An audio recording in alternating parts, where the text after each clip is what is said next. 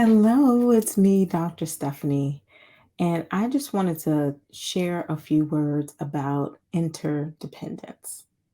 I remember exactly when I first sort of became more acutely aware of that word.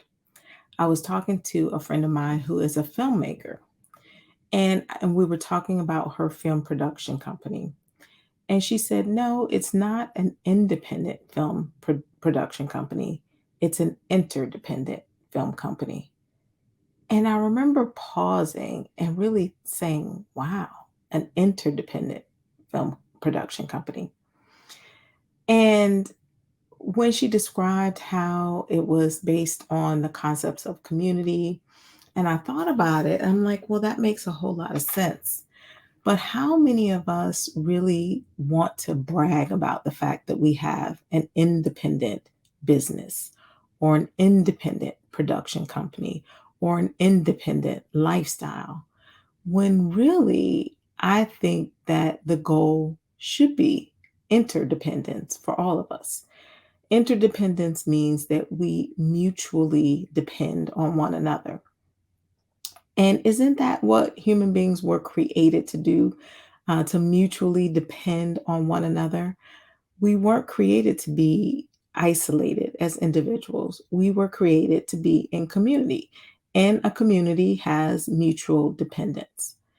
But given how society views dependence and being mutually dependent, it's no wonder that we typically seek that sense of independence.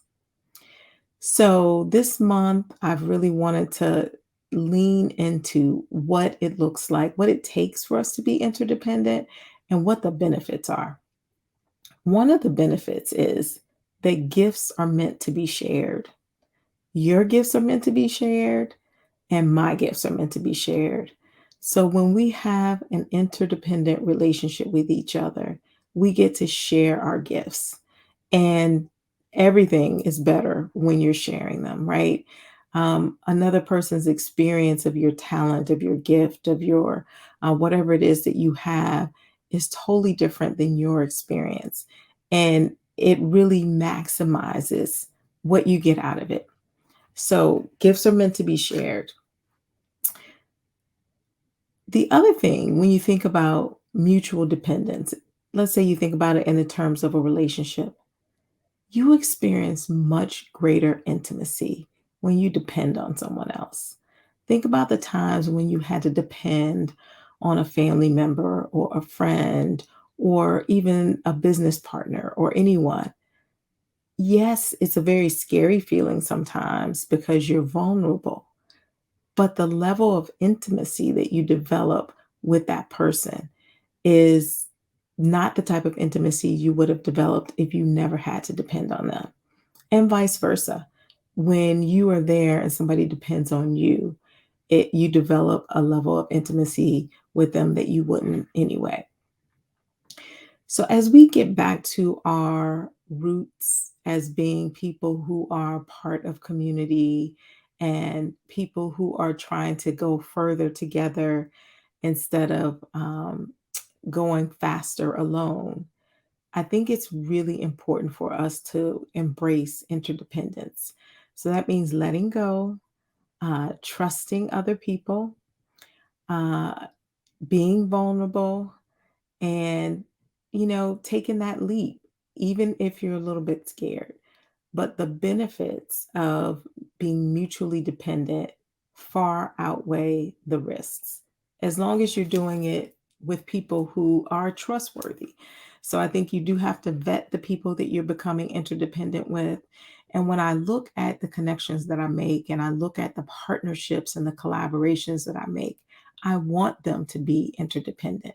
I don't want it to be a one-way thing where this person is depending on me to bring them leads or to bring them business or to bring them exposure. I want it to be interdependent. I want to be depending on them to bring me leads or to bring me exposure, to bring me whatever. It doesn't have to be the exact same thing that we're giving to one another.